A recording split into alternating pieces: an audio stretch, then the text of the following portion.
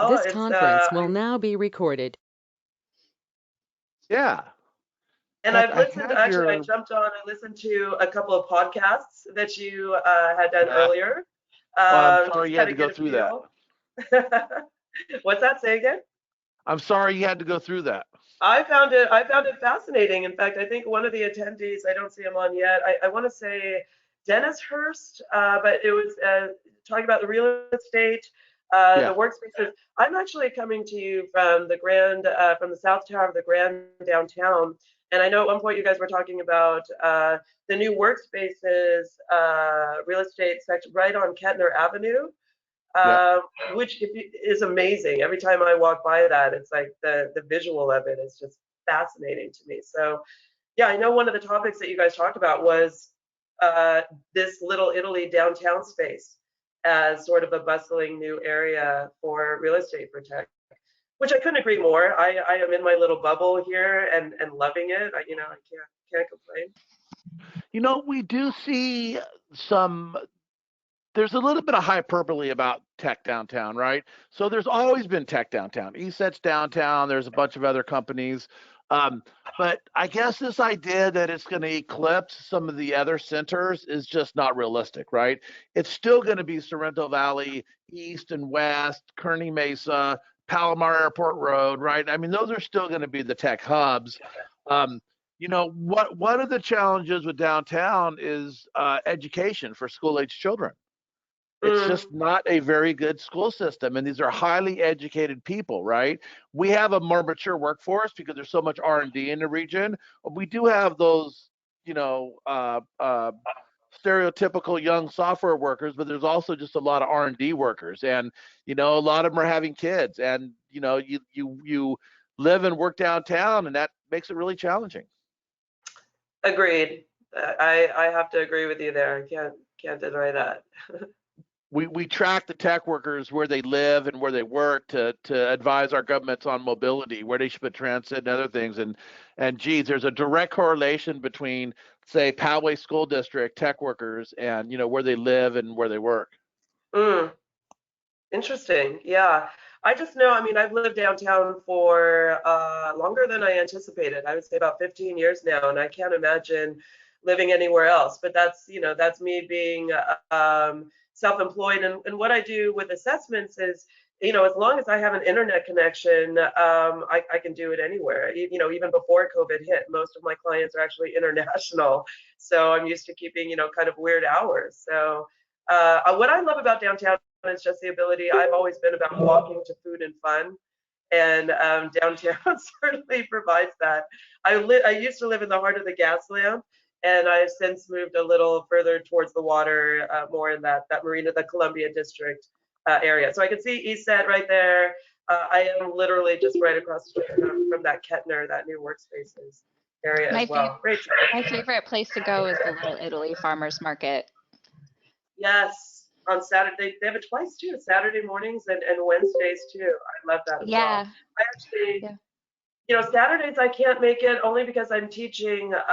When I'm not doing the PhD assessment thing, I'm actually teaching a couple of classes called Body Combat and Body Pump. Oh my And gosh, I do you love those. I lost 100 pounds doing body pump and body combat.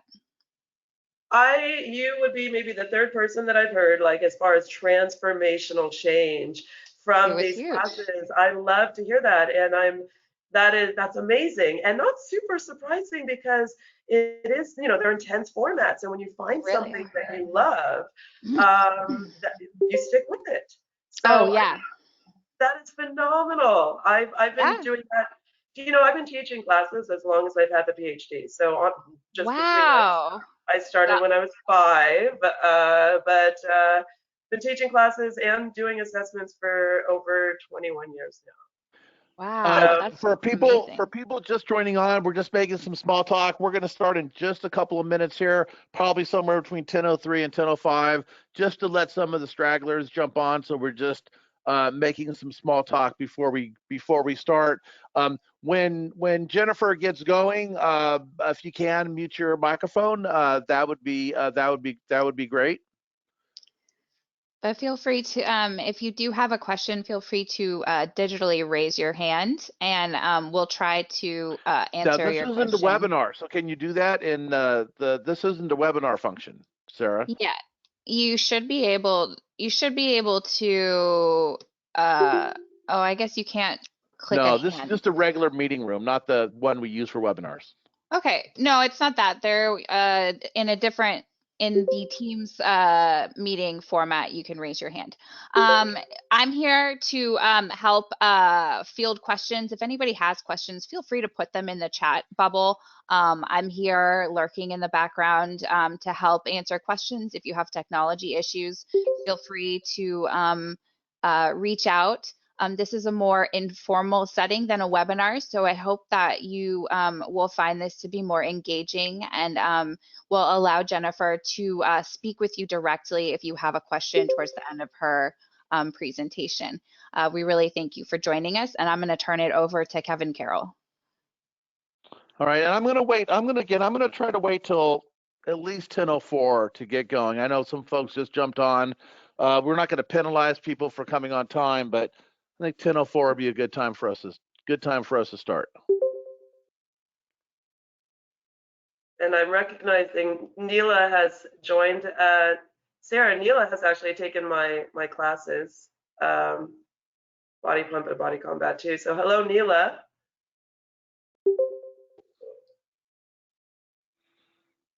Good sized crew. Yeah. Well, again, we were originally, this request came out of the finance roundtable, that there was just so many recurring discussions on leadership issues. And our friend Rick Johnson had run into you, Jennifer, and suggested that you come on and suggested we all needed kind of a tune-up a little bit. And so that kind of spurned this. And then I approached the CEO roundtable and they said, well, we'd like to be invited. And then I opened it up to some other C-level folks as well. So you should have a good sprinkling of folks in here. With that, let's go ahead and get started. My name's Kevin Carroll. I'm Executive Director of Tech San Diego. You could always go to techsd.org if you're not familiar, if there's anyone on a call, although most of the people should be members of Tech San Diego. I was just relaying the reason for this meeting, and that's, again, out of the roundtables, we kept on having these recurring discussions about communications and leadership, and our friend Rick Johnson from the finance roundtable suggested Jennifer. We talked to Jennifer. Jennifer does this professionally. We're very fortunate. I do not have to write her a check to do this, so we're going to thank her for her time. Let me introduce you a little bit to Jennifer, and then what I'll do is I'll turn it over to Jennifer. She has a presentation to go through. Let's put ourselves on mute while she's presenting, and if there's something that's really, really pressing that you think you need to ask, go ahead and use your judgment, but the questions may be better served if you wait until a presentation. Jennifer, does that sound like a fair way about how we interact? That sounds perfect. Thank you. All right, let me introduce Jennifer. So Jennifer specializes in executive leadership and assessments, competencies analysis with a focus on defining the what, the how, and the why. People do what they do. Once defined, Dr. Rogosin worked with her clients to translate the insight into bottom line results. Jennifer holds a PhD in industrial organization psychology and is a very accomplished professional in her field. Again, we're very fortunate to have Jennifer on. Jennifer, I am going to turn it over to you. Thank you, Kevin. And hello, everyone. I truly am delighted to be here. And I am equally delighted. We're here to talk about the leadership tune-up. And also what we're here to talk about, my understanding was that there was also a shared interest in how to further support your people in COVID. So we're going to kind of we're going to go with a dual focus here. The thing with COVID is that they're experiencing new levels of stress. No doubt that stress is taking its toll personally, family-wise, work-wise, for sure. And the reality is that we know that different people cope with COVID differently. Your people are coping with COVID differently. They have different needs, different fears, different emotions that, guess what, are only exacerbated under stress. So what this means for you in our leadership tune-up today is you have an opportunity to go next level with your leadership. You can be the best leader in the world. You can take all the seminars, you can listen to all the podcasts, you can have all the years of experience. But if you lead everyone the same way, you're going to miss the mark on some of your people. Guaranteed.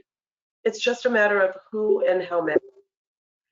The solution then, at least in part, would be to lead your people in the way that they specifically want and need. But how do you do that? Well, a great place to start would be with decoding behavioral styles. And the reason why is because what we know from research is that there are predictable behavioral tendencies that can clue us into the things that we care about, like our people's needs and their fears, as well as their strengths and their challenges. The ability to decode behavioral styles, frankly, is not unlike the ability to have X-ray vision into the minds of our people, the ability to laser in on what makes them tick. So stop and think about that for a moment. What if you could get into the head of your top performers? What about the ones that are struggling, even more than most, even in this COVID situation, but you just can't get a good read on the problem? Decoding behavioral insights can give us brilliant insights into that, decoding behavioral styles. And when we apply those insights to effectively meet the needs of our people, to effectively quell the fears, what do we get? We get not only more or less stressed employees, we get more motivated and higher performing employees, more productive. And then what do we get? We get the things that we care about and that our companies need, such as efficiency, such as innovation, clearly a huge one in the tech sector, positivity, all of which are essential, not only for maximum performance, but for growth. And growth obviously is important now more than ever. So a lot of benefits here for you, for your people, for your company. Now, I don't know, but I'm thinking it's possible that some of you at this point are hearing behavioral style, and maybe you are thinking, huh, this sounds familiar. This sounds kind of like DISC, the high D, the high I, the high S. Is this DISC? And the answer is yes, this is DISC. Today, we're going to use DISC as a scientifically based framework for two main areas. Number one, to understand our people in COVID. So even if you have a DISC history, which is great if you do, I think we're going to be able to look at the DISC insights today in a unique way in helping you as the leader of these people understand them even more than you already do and what they're dealing with this COVID situation. We can also use the DISC insights to then allow you to learn the proven strategies and the tips that were mentioned in the RSVP email. And what this is going to allow you to do is to personalize your leadership style in this COVID situation, but also moving forward out of it as well. So, why DISC? To that I say, why not DISC? It is the most widely used behavioral tool.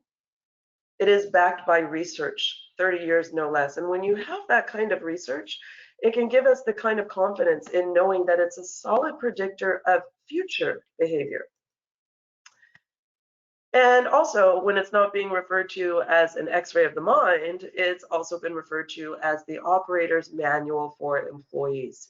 It's been said that you can learn more about someone in the 10 minutes that they take a DISC assessment for you than you could in them working for you for an entire year. So one thing that should or could be of interest to this group is it simply makes your job easier. I was telling Kevin before we officially started, I've been doing this for 21 years now, and I can tell you that in that time that I've worked with these assessments, the people that I've worked with, the leaders that I've worked with, they tend to be most interested in two things. Number one, can this save me money? And number two, can this make my job easier, especially as the boss of others? And the answer is yes. The assessment insights, they can do that. They can do both. And I hope to cover both today. So what's involved? Well, today I would like to keep it very simple. For our time today, the goal would be step one, recognize the characteristic traits for each behavioral style, which there's 4. Step two, identify the behavioral style of your people as well as yourself. This is truly where you're going to get the greatest value out of the next 40-ish minutes of our time today, when you can really see your people in these styles so that you can have those aha moments when we get to the what to do about it part. Step 3 is the what to do about it part, to learn specific tips and proven strategies to personalize your leadership style. Even if you walk away with 2 or 3 gems of insight or actionable items, I consider that winning. And I hope you will as well. And certainly there'll be an opportunity to connect with me. I would love that, after our time today, if you want to dive further than just the strategies that we covered today. Step 4 is just something to consider, but it's considering decoding essentially the behavioral style of the job, as well as the behavioral style of your people that are in that job, as a means of further developing your people. What we're essentially talking about is the ability to create a template for success for any position, and then using that insight as it relates to the behavioral style of your people to go next level. It truly can be a game changer when we can understand both the job and the person filling the job in terms of supporting them. Never mind the fact that it can also save companies hundreds of thousands of dollars in the hiring process as well. And hopefully we'll have time to touch on that at the end. So I hope to cover step 4, learning objective 4, right at the end of our time today. I actually have a template for success for senior software engineer, created by a client company of mine, directly matched up to an engineer, and I think you'll be really interested to see that. So please stay tuned for that. So I think you're getting the idea that behavioral style is the name of the game today. And since behavior is what we'll be focusing on, as Kevin mentioned, yes, one of the things that I work with is the how people do what they do. And that is what behavior is as measured by DISC. How you do what you do, how you lead, how your people do what they do. And as you look at these bullets as they come up, as we look at things like how we handle stress and change, the second one, these are 2 huge ones in this COVID situation that we are in. How we do our job, how your people do their job, how we lead and manage others, how we and our people handle problems and challenges, how we handle details. So if you have not already, please stop and take a moment and think about your people. Bring their faces, bring their names to the forefront of your brain, of your head, of your mind. And now that you have that, ask yourself, wouldn't you like to know these things about your people? Would you agree that it would be important to know these things about your people? I think we can all agree that these things are important things to know about ourselves, about how we lead, but also about how our people do their job, how they handle problems, how they solve details, and how we can support them to do those things even at a higher level. So let the official decoding begin. And this is my favorite part. This is where you get to do your best to identify yourself and your people in one of these 4 behavioral styles. And at the high level, we do know that there are 4 styles. Keep in mind that we are just talking about core styles. So if everyone in the world were to take an assessment, everyone's going to come up highest on one of these dimensions. In the time that we have today, we're not able to account for the extreme accuracy of accounting for the perfect blend of these dimensions, but my goal is to give you some great value today by being able to identify your core style and your people's core styles. So let's talk about the core style D. And in the interest of time, I'm gonna make it a little bit easier for you to start to be thinking about who are the high Ds in the world. I thought Steve Jobs would be of particular interest for this particular group. Steve Jobs is the perfect example of a high D, and I purposefully selected this picture because I like this stay hungry, stay foolish thing. To me, it represents the first quality that we see in directors here. Directors, high Ds, we sometimes call them directors, but high Ds, they are risk takers. They are comfortable with more risk than most. They are willing to make a leap where other styles would not be as willing. They are very direct. They are the make it happen, grab the bull by the horns kind of approach people. They are very self-reliant. They value independence. Hopefully you're starting to see the D people on your team. And if you are, I will tell you they do not like to be micromanaged. This is good for you because when you start to determine the Ds, you can then know where you can take more of a hands-off leadership style so that you can then allocate your time and your effort to the styles that really need more reinforcement and reassurance from you as their boss, as their leader. This style, the high D, wants you to let them run with it.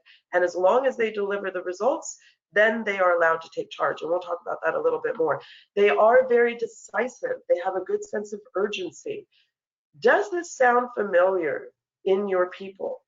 Does this sound familiar to you? When we think about the high Ds in the world, who are the high Ds? They do tend to be, frankly, the CEOs, the CFOs, the C-level executives. So I highly suspect there's a strong D element in this group today. It's one of the reasons why I am talking briskly and moving briskly, in addition to the fact that I know we have a lot of good information to cover. A couple of other qualities that we know about Ds, they are more task focused versus people focused. That's why their strengths really lie with problems, getting right to the problem at hand and focused on solving the problem. They do work faster. They make decisions fast. They move fast. You must match their pace. They will appreciate that deeply if you're working with them, if you're leading them. And finally, they are more extroverted in nature versus introverted. And the good news for you for that is this goes with them being very direct. To the degree that they're experiencing stress in COVID, to the degree that they have something to say about anything on the job, there's a good chance that you're going to hear about it. Sometimes in a very direct, sometimes abrupt way. That's just how Ds are, but at least you know where they stand. We're going to talk about some of the other styles that are not going to be so quick to share with you what's going on with them. And I'll explain why coming up when we get over to the S's and the C's. That's going to require that next level leadership from you to exhibit a little more patience and to know who your S's and C's are to be able to draw out those concerns, those stressors. The D's are generally going to let you know. In COVID, the D's were the people, when this whole COVID thing first broke, the D's were the people that said, let's make a plan. We know we have a product, we know we have a service that still needs to be delivered to our people. Let's find a new way to do that now. So hopefully, we're starting to really appreciate the Ds. In COVID, the Ds have been hardest hit by the lack of control. And I'm going to give you how each of these styles have been hardest hit by COVID. And control is not the issue for the other three styles. It very much is so for the Ds. I will have a couple of cheat sheets to provide for those that are interested, but I really hope that for those of you guys that are able, that you're taking notes. And if you were to take notes, that would be one of the things that I would write down or take note of. The Ds are hardest hit in COVID and in general by the lack of control. In terms of the US population, if the entire US were to take the disc, what's the percentage of the people that would come up being high D, their highest? You're looking at 18%. So that's the entire US population. For those that are interested, I have norms for the international populations. If you have companies that work with India, China, etc. But 18% in the US, that's not a whole lot of core style Ds walking around. It does comprise a large chunk of C-level executives and the group that is here today. In fact, I'll just share a quick story with you. Many years ago, I had the opportunity to work with Merrill Lynch, the executive team at Merrill Lynch. And they brought me in because the top level tier there in New York was experiencing some significant interpersonal conflict amongst the top board there. So everyone took a DISC assessment, and if you can speculate what might have happened, if you thought that they all came up as high Ds, you would be right. And it was a very powerful visual to be able to create a team wheel so they could all see that they were all in that D part of the wheel all at the same time. So what did you have? You had a whole bunch of make it happen. Bulls, which I like that analogy for Merrill Lynch, but they were all clashing horns. And that was their aha moment. They were each very successful within their own hierarchy of the people that they managed. But when they all came together as a whole bunch of Ds, there was a lot of clashing of horns. So when Kevin mentioned at the beginning of our time today, there was an interest in leadership tune-up. This is, as we move through the rest of the information, if you are seeing yourself as a D leader, keep that in mind in terms of how you can go next level, that leadership at TuneUp coming from the space of being a high D leader yourself. Let's move to the I's so that we can cover everything today. The I's are charismatic, trusting, optimistic. In general, these qualities make the I's really great at all things people related for you. Who are these people on your team? They're likely going to be the people on your sales team for good reason, and that's a good thing. They're likely to be the people on your marketing and your public relations teams. High I's tend to be very creative, as well as very good at all things people related. So naturally in COVID, these are still going to be the people first people. So how do they bring that unique strength in COVID? In the time of, continued confusion, but especially when COVID hit, these were the people that were really great at working with your clients to smooth over some customer frustration if their product or service wasn't delivered in the way that it should have been given the COVID situation.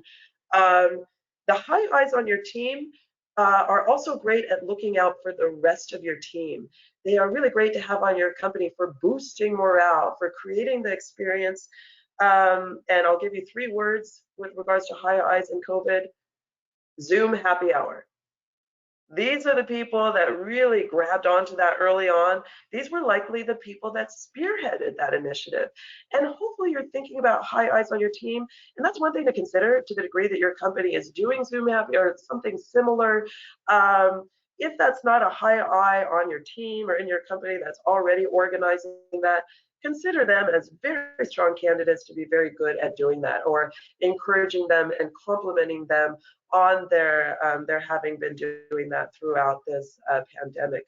In fact, in COVID, high I's have been hardest hit by lack of interaction.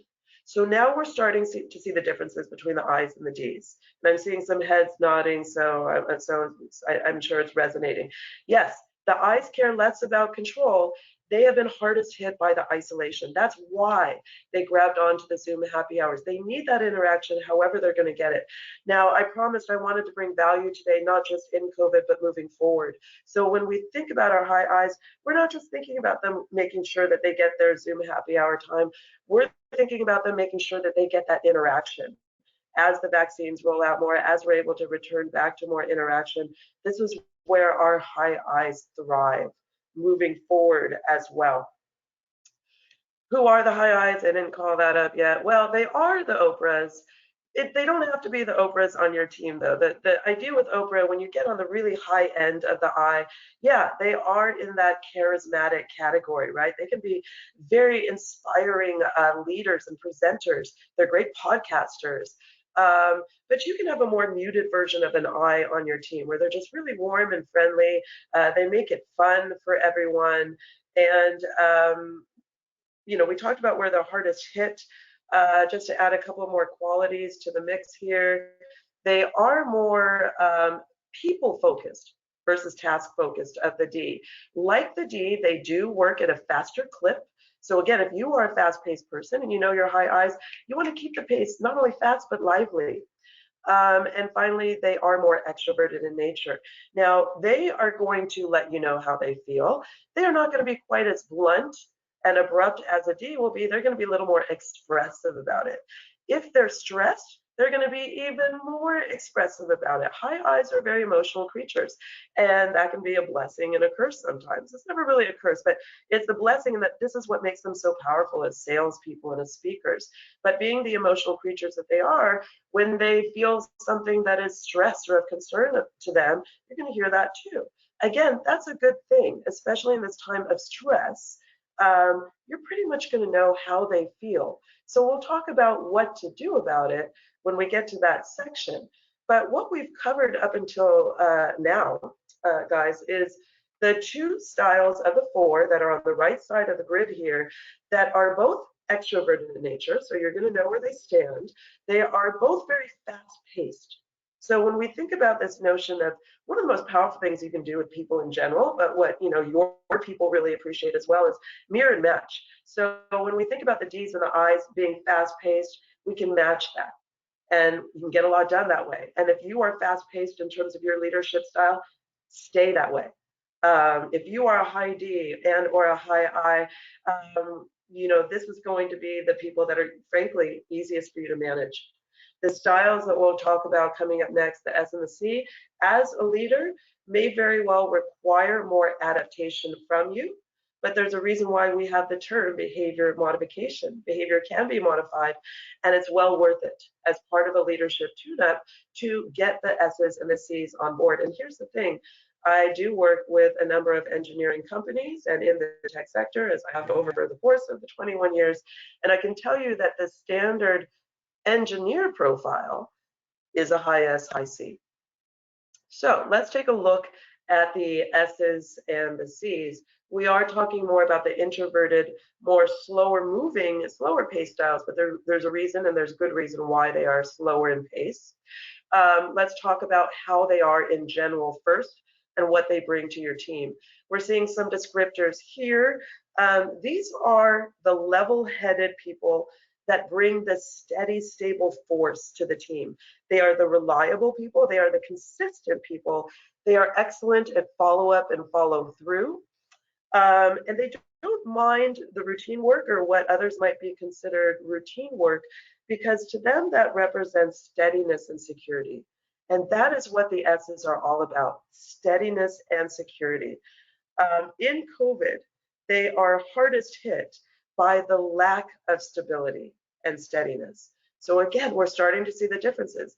They are hardest hit by lack of steadiness. The I's are hardest hit by lack of interaction. The D's are hardest hit by lack of control. We're talking about the S's, lack of steadiness. Let me give you an example of an S in the world. Tom Brokaw, if you think about his reporting style, at least back in the day, even when he was reporting on distressing news or a very volatile news, if you think about his demeanor, it was very calming and steady and stable. And I suspect that that was a large key to his success. But high S's really bring, again, that reliability, that steadiness. They are the style that others will seek out when the other styles want to feel a sense of steadiness. So in this time of COVID, the S's were the people that represented and still do the solid oak tree in times of chaos, the glue that holds the team together when things run rampant. And that's how I was describing S's before COVID. But now in COVID, it's even more relevant than ever. Now, let's give it a little more qualities before I explain something very important about the S's. They are people focused, and that's important. They're very service oriented. They do work slower, and they are more introverted. The S's like a steady pace. They don't like to be rushed. They're not fans of change. And I really want to talk about change a little bit today, because change is the order of the day. And when we think about who's going to drive change and who's not going to be a fan of change, it's the D's that are going to drive the change. It's the S's, not so much. And we're going to talk about how to address that. So I think we've covered the S's. Where we see the engineer profile the most is a combination of S and C, the high S and high C. So when we look at the descriptors, I'll give you the quick breakdowns. I don't think I gave you the breakdown of the populations. For the high I's, by the way, the US population of core style I's was 34%. So we're seeing a few more in the I's than the D's. For the S's that we just covered, 32% core style S's in the US. For the C's, we're only seeing 16%, but a very common engineer profile is that high S, high C combo. So when you're looking at, 32% high S's, it's a good chance that that C is going to be their next highest dimension if the C is not their highest dimension. Who are the high Cs? Well, I thought this would be another good example for this group for high Cs. High Cs are very detail oriented. They save companies a lot of money by catching things that would otherwise slip through the cracks. Think CFOs. So a common, not all the time, but a common CFO profile is high D, high C. They are critical thinkers. So they think of asking questions that may not have even been thought of by other styles in a very important meeting. It's the Cs that say to the Ds, hey, Steve, that sounds like a really exciting jump. Let me go back and double check the numbers to make sure that the jump that you want to make is a safe enough one. And that's just one of the many strengths that the Cs bring to the table. Now, Cs are very task focused. Much more task focused than people focused. They do work on the slower side, and here's why. The greatest fear of the C is making a mistake. They are all about accuracy. So they want to make sure that no error is in their work, and therefore the slower pace. We'll talk about what to do about that if they fall into, sometimes they're guilty of what we call analysis paralysis. Sometimes your greatest strength can come back to bite you if overextended. So working with Cs to actually help them understand how much analysis is enough before you need to move forward, before we progress. But knowing that they work at that slower pace, understanding why, because they want to make sure it's correct for you. And they are definitely more introverted in nature, by nature. In COVID, the Cs have been hardest hit by lack of correct information. And it's hard for me to say that without sort of smiling like incredulously, because you can understand how the Cs have been losing their mind throughout this pandemic thing, given the fact that we have been given different information from organizations that we have come to trust and rely, in terms of health organizations telling us one thing and then telling us something completely different the next day, especially at the beginning of this. The Ds have been driving themselves crazy. They decrease their stress by collecting information, by getting the right information. So that's something that's very important to them. Getting the right information is very important for you to know as their leader. So we've covered, and as I said, in terms of the US population, 16% of the population. But that CS mix, that's really where you're going to see the engineers, not necessarily at the C level, the high level, but the bulk of engineers. And again, in the years that I've worked, this is what you're looking at: the introverted, steady, stable styles that are very accurate for you, and that's that should not be of surprise. Now, we've covered the 4 styles at a very high level. I know we've done it very briskly as well. I would like to go one layer deeper here with needs and fears, because I think that would be of interest and of value to you guys. And the reason why is, one of the questions I get asked is, how does behavior change in times of stress, in hard times? And the answer is, everything gets augmented.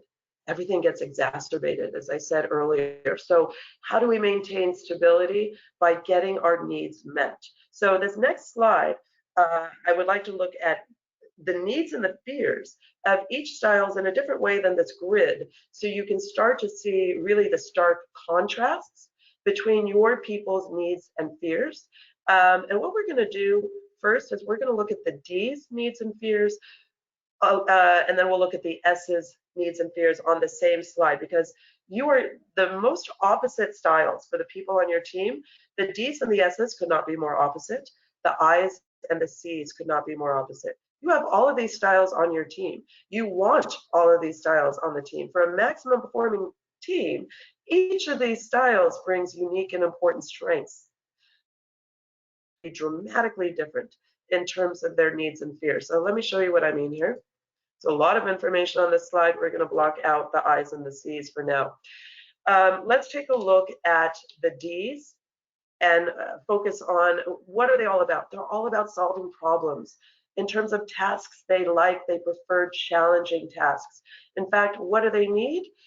They need challenges to solve. So what I'd like to do with this slide is relay the need and then relay how you can meet that need. So again, this was a great opportunity to take notes if you are taking notes. One of the D's greatest needs is challenges to solve. You can meet that need by providing challenging versus routine tasks. This is one of the distinct differences. You know, we're noting the difference between the D and the S. You might be glancing over here and appreciating the differences already. The S's do not want challenges to solve. The D's do. So again, where you can get the greatest value today is be seeing the D's on your team. Be thinking now about the challenges, the opportunities that you can provide them in conjunction with their need and their desire to be in control and in charge. How can you meet that need? You can meet that need as the leader of your high Ds by setting boundaries if needed, but let them take charge where they can. Hopefully get off this call and be thinking of opportunities maybe that haven't been explored yet, where you can let those Ds run with it. Remember, this is a style that does not like to be micromanaged. So this is a style you can take a little more of a hands-off approach, and just as long as they deliver the results, they are happy to do that. The greatest fear of a high D is that lack of control. So the beauty about meeting your people's needs is that much of the time you're also quelling their fears at the same time. So if we know that the high D's fear is that lack of control, if we know that this is how their heart is hit in COVID, here are two things that you can do to quell the fear. Number one, helping them see what they can control and what they can't control, at least on the job. It's something that I regularly practice just out about in everyday life, being the high D that I am myself. But you know, as the leader of high Ds, what are the things that they can and cannot control in terms of on the job, in terms of their work?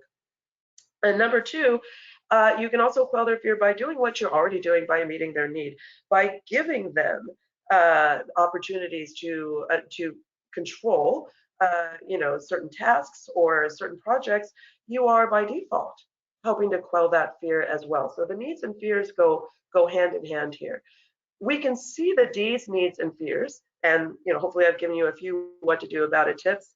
There'll be a slide devoted just to the what to do about it coming up next, but let's take a quick look at the S's as well. In stark contrast to the D's, the S's need systems, teams, stable environment.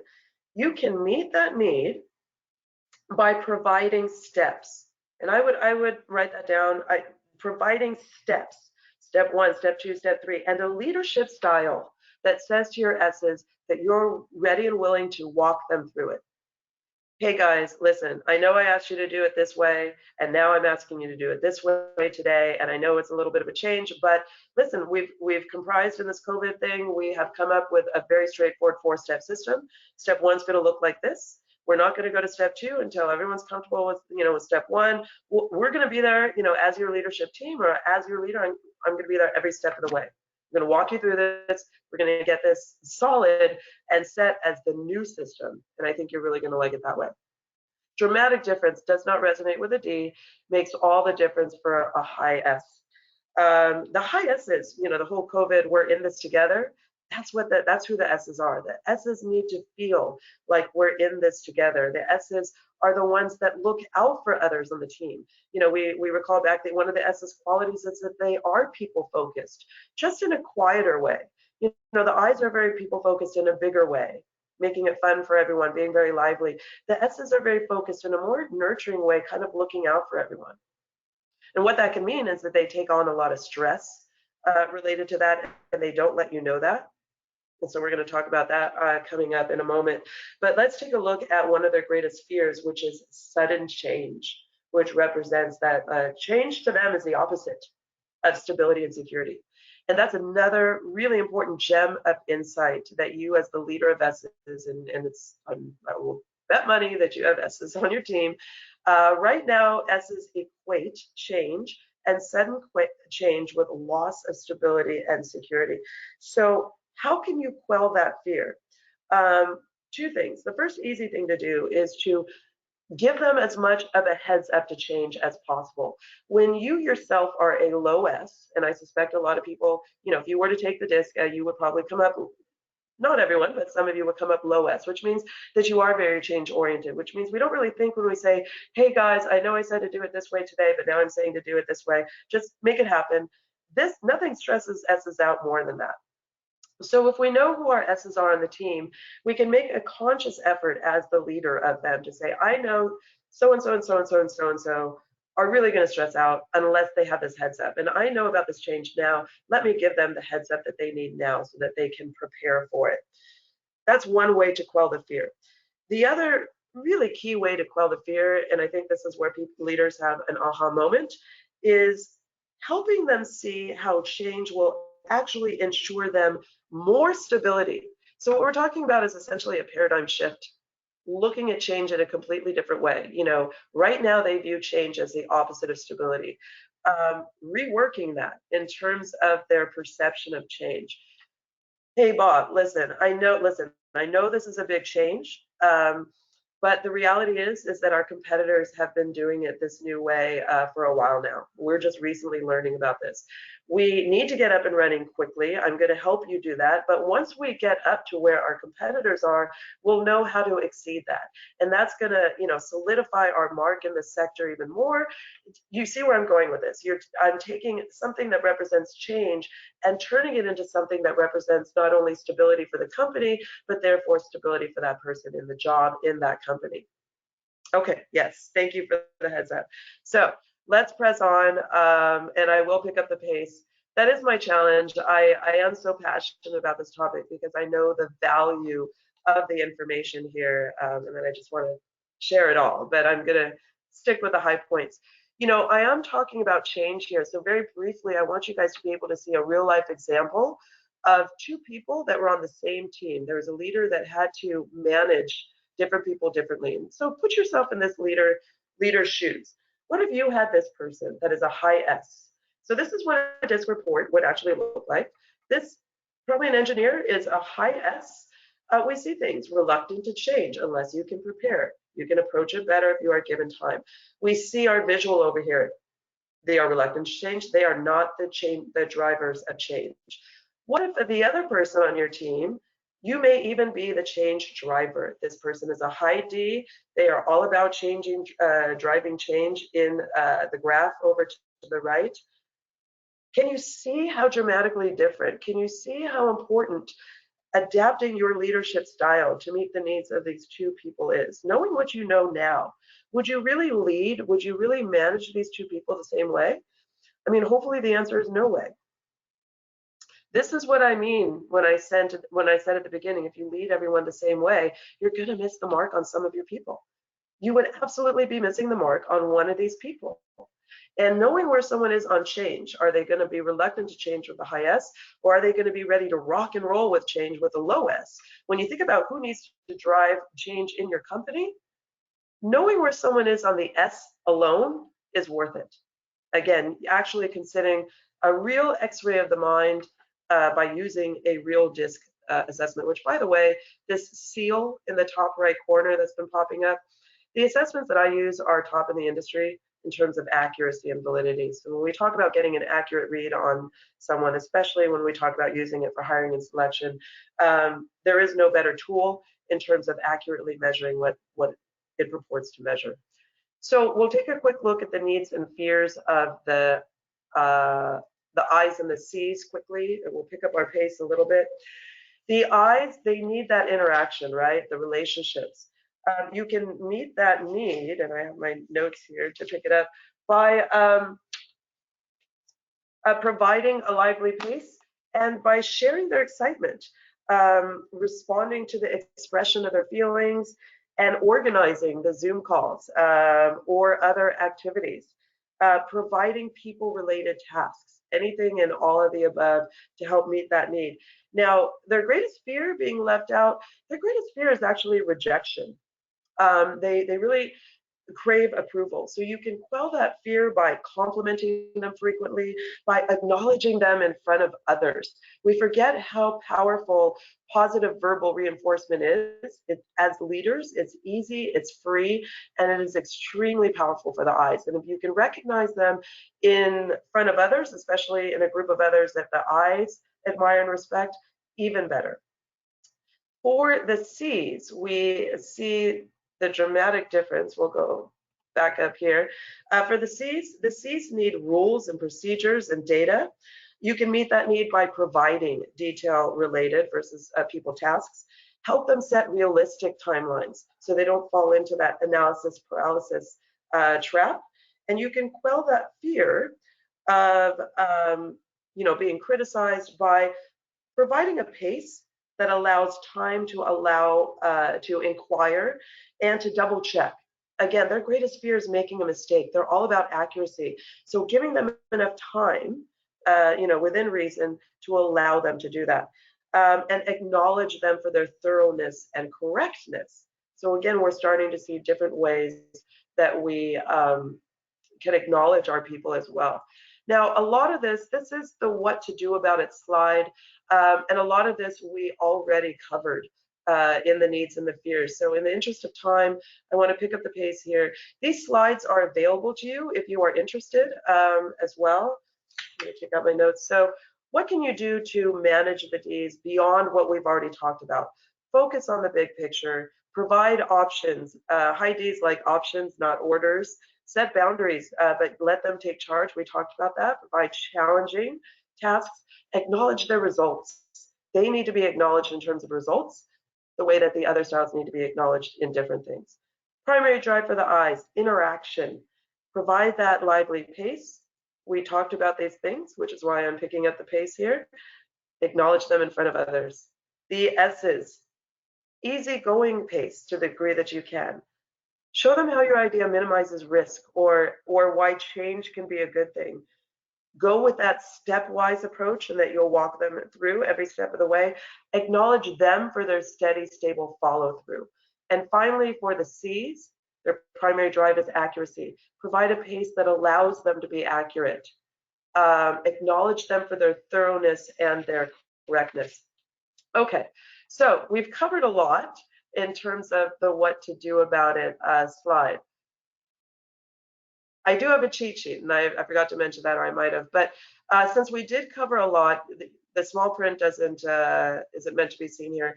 These are some of the categories that are provided in the cheat sheet that I have right here as well. And for those of you that are interested, I'm delighted to provide this as well as some other resources that you can go back and just get the highlights in terms of all of these great things.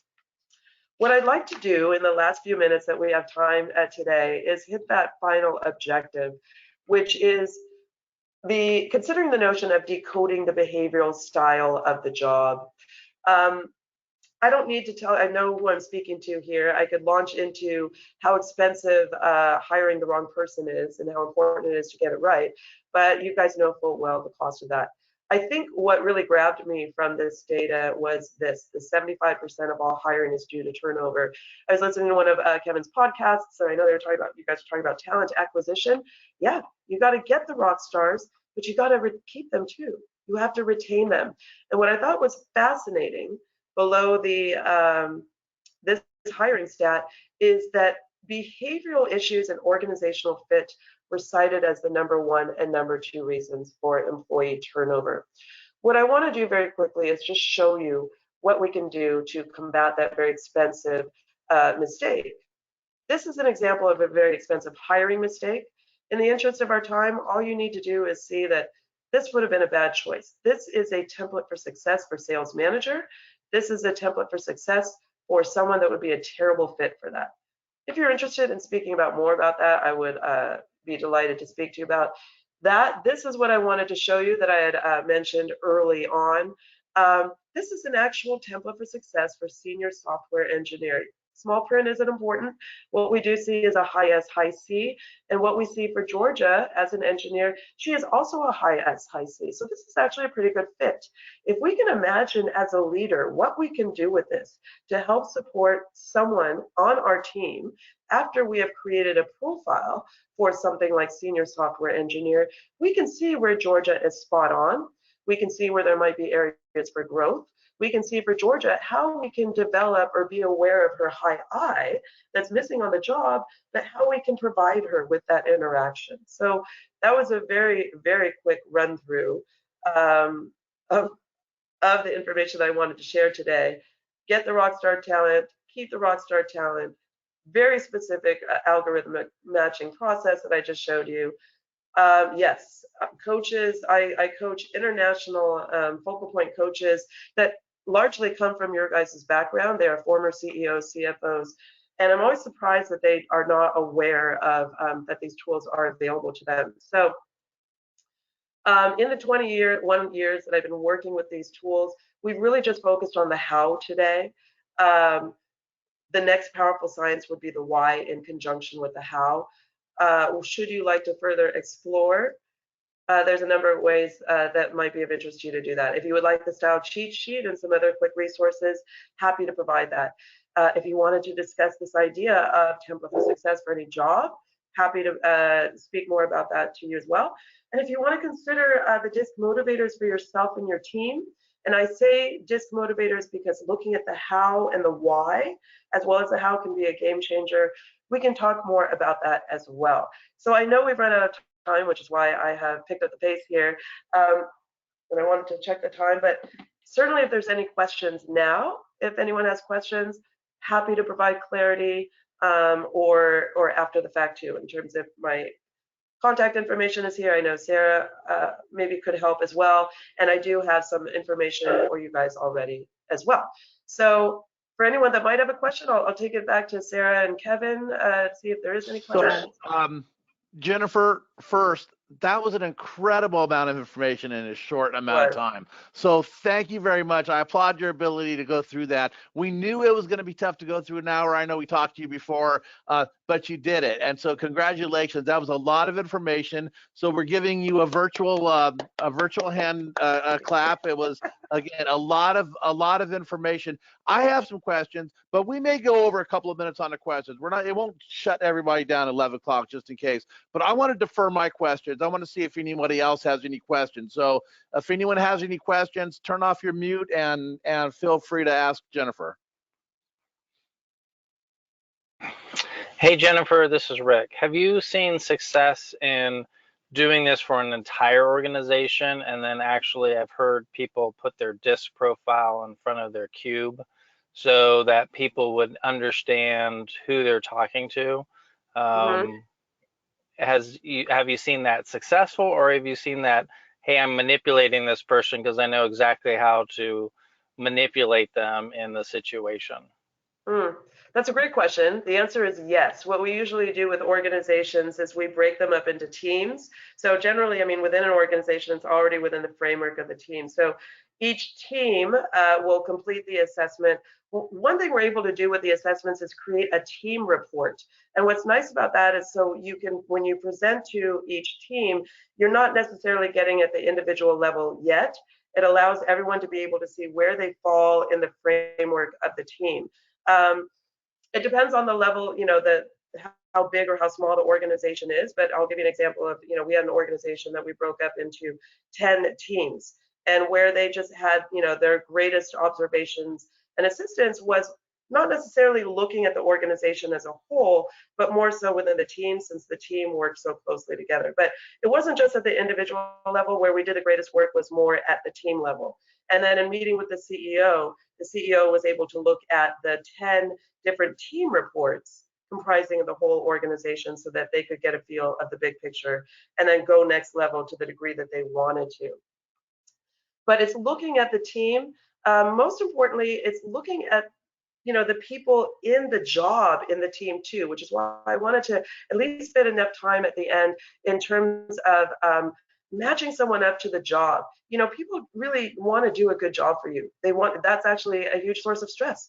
You know, they want to know clarity that they are doing a good job. So when we look at the job as well as the person, it gives them the clarity as well as giving you the clarity to enhance performance too, as well as looking at the teamwork. Does it conveyed as manipulative? I love that you said that, because this is not about manipulating people. This is about understanding people so that you can deliver your message in the way that they will best receive. And again, that's sort of a paradigm shift. If we can understand our Ds, then we know how to shift our leadership style in the way that they'll best receive. And our S's and our C's. So it's not manipulative, it's understanding their needs so we can deliver it to them the way that they need it. Thank you, Rick. for asking that. Thank you. Jennifer, one of the issues when people come back to the office, and we've already had this, in fact, it came up on the COVID call a little bit, and there's concerns of creating a caste system within companies where, you know, the smart engineers have more flexibility in their ability to work from home, but, you know, the manager of accounts receivable better be in here at 9 o'clock and work till 5. And, you know, those types of situations, I'm exaggerating a little bit, but there are concerns that that's going to create really toxic cultures. How are we going to avoid that when we start bringing people back into the workplace? You know, that's a challenge. I guess as I'm hearing you say that, my first thought though is I go back to hiring the talent and retaining the talent. You have to think about what's rewarding and reinforcing for each of your employees for them to stay. So when I think about the engineers, that they really are thriving in that environment, you know, that this is such a fluid workforce, especially in the tech sector now, where they have so many opportunities. You know, thinking about forcing them to do anything else, I feel like, you know, you're potentially falling into this trap where they might go elsewhere. So, you know, what I do when I look at, you know, how they do what they do, you know, what we didn't get, you know, a whole nother speaking or a whole nother thing I speak on is their why they do what they do, what fires them up. You know, with the newer generations that they see, if their work is not meaningful and fulfilling and enjoyable in the way that they want to do it, they're very comfortable leaving to the next one. So I think that's a tricky situation to keep them happy, to make, you know, to allow them to work in the way that they're comfortable working, while not creating dissent. So I don't know, you know, finding a balance. I don't think the answer is to bring them all back all at the same time, but, you know, like most things, it's about finding a balance, but, you know, checking with them individually and finding out really what they want. Just knowing, because, you know, gone are the days, including my generation, where people stayed with a company for 30 years. It just doesn't happen. So if you find the good people, you really want to learn in this new environment really what works best for them.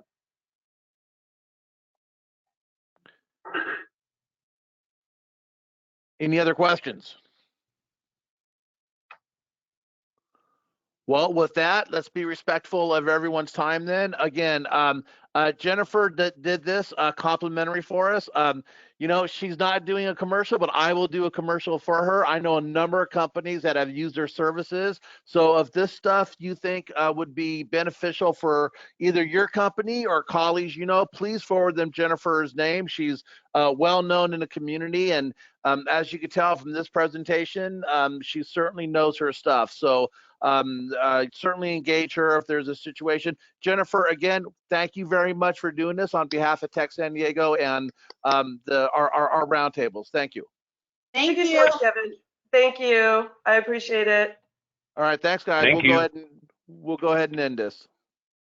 Thanks, Kevin. All right. Thanks. Bye.